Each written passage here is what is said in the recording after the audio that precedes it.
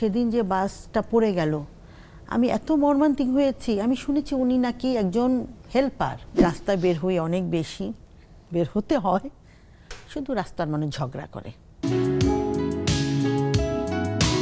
আমরা অনেক অসতর্ক, আমাদের কোনোভাবেই ব্রেনে কাজ করে না যে আমি কি করছি, কেন করছি এগুলি। কোনো ট্রেনিং নাই। আমি সেদিন যে বাসটা পড়ে গেল, আমি এত মর্মান্তিক হয়েছি। আমি শুনেছি উনি নাকি একজন হেল্পার। হতে পারে অল্প বয়স হেল্পার। কেন এই দুঃসাহস কেন হবে? কেন করবে? এত বড় একটা গাড়ি কেন সে টাচ করবে? আমি জানি, আমি ছোটবেলায় শুনেছি যে ফেরি যখন পারা হয় বাস থেকে প্রত্যেকটা মানুষ নেমে যায়।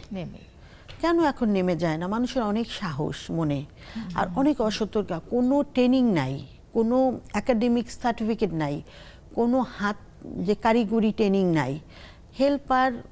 হেল্পারি করে করে শুনি প্রথমে বাসের গায়ে চড় থাপ্পড় দিচ্ছে, তারপরে সেই স্টিয়ারিং এ চলে যাচ্ছে।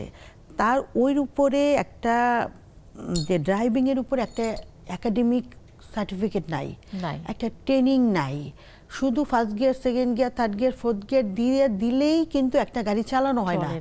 এর সাথে যে কত কিছু রিলেটেড, কত মানুষের জীবন রিলেটেড, এটা কোনো দৃষ্টিশক্তি, কানের শ্রবণ শক্তি। তারপরে যেটা আসলে সেটু সরি কিছু ড্রিঙ্ক অবস্থায় চলে আসে করতে, তখন তার মাথায় কাজ করে না সে কোথা থেকে রাস্তার উপরে দিয়ে গাড়ি চালাচ্ছে না পানির উপরে দিয়ে গাড়ি চালাচ্ছে, সেগুলো তার পরোয়া নাই। এবং এটা লং টাইম, এবং ওভারটেকিং কত কাকে পেছনে ফেলতে পারবে। একটা প্যাসেঞ্জার নেওয়ার জন্য সামান্য 10 টাকা একদম জন্য সে একটা গাড়ির সাথে মেরে দিচ্ছে।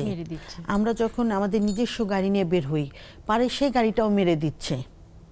এইরকম ওভার যে চালানোর যে একটা টেন্ডেন্সি রয়ে গেছে আমাদের সমাজে, দূর থেকে হাত দেখিয়ে আমরা রাস্তা পার হয়ে যাচ্ছি। দূর থেকে আমরা হাত ওই ড্রাইভারটা ব্রেক করার মতো অবস্থায় আছে কিনা এটা আমরা বুঝি না। আমরা ফ্লাইওভার থাকতে আমরা নিচ দিয়েই পার হচ্ছি, আমাদের মতো সুশিক্ষিত লোকই পার হচ্ছে। আমি অনেক অশিক্ষিত মানুষের কাছে নাই গেলাম, আমাদের মতো যারা ভালো সমাজে বসবাস করি আমি নিজেও দেখেছি এভাবে পার হচ্ছে। ওভারব্রিজ উপরে আছে কিন্তু পার হচ্ছে না। আবার চলন্ত বাসকে থামিয়ে লাফ দিয়ে উঠে যাচ্ছে। এই যে আমরা যে ভালো না, আমাদের যে জ্ঞানের একটু মূল সতর্কতাটা আসলে আমাকেই ধারণ করতে হবে আপা, যার যার অবস্থাতে, যে আমি কি করতে চাচ্ছি, আমি কেন করছি, আমি কি করতে যাচ্ছি। এই যে একটা যে শিক্ষা, যদি আমাদের, আমি কাউকে দোষ দিব না, প্রাইমারি শিক্ষাই থাকা উচিত বলে মনে হয় না, পারিবারিক শিক্ষাও থাকা উচিত।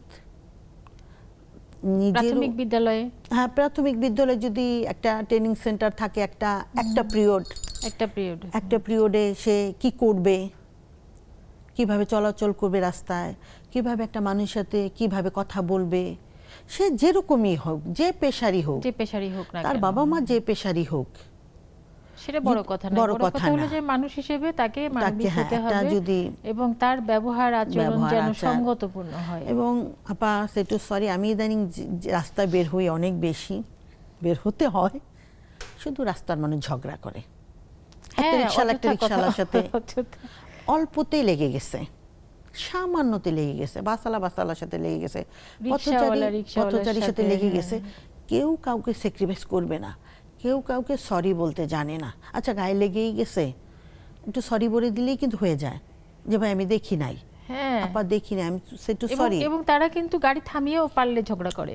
মানে একজন সিএনজি ওয়ালা একজন মোটরসাইকেলকে বলছে, এই তুমি কোন দিকে যাচ্ছ, তুমি কেন ডানে গেলা, তুমি কেন বায়ে গেলা, পিছনে অনেক গাড়ি জমে গেছে কিন্তু সে দাঁড়িয়ে ঝগড়া করছে। মানে ঝগড়াটাই যেন মূল কথা। এবং আমি বলেছি যে বাংলাদেশের মানুষের অনেক শক্তি, অনেক এনার্জি, এবং সময় আছে বা এনার্জিও আছে ঝগড়া করার জন্য।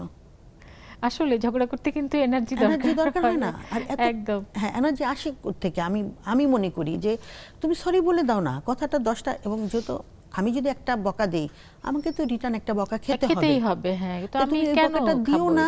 হ্যাঁ, আমি জানি না তার কাছ থেকে আমি কেন বকাটা খাবো? সরিটা বলে দাও না। সরি বললে তো শেষ, এক কথায় শেষ হয়ে যায়, সেটা কথাই বাড়ায় না। আমি মনে করি সবার আগে সরিটা শিখতে হবে। আপা, সরি বলে কখনো কেউ ছোট হয়ে যায় না, না, একদম না, আরো বড় হয়।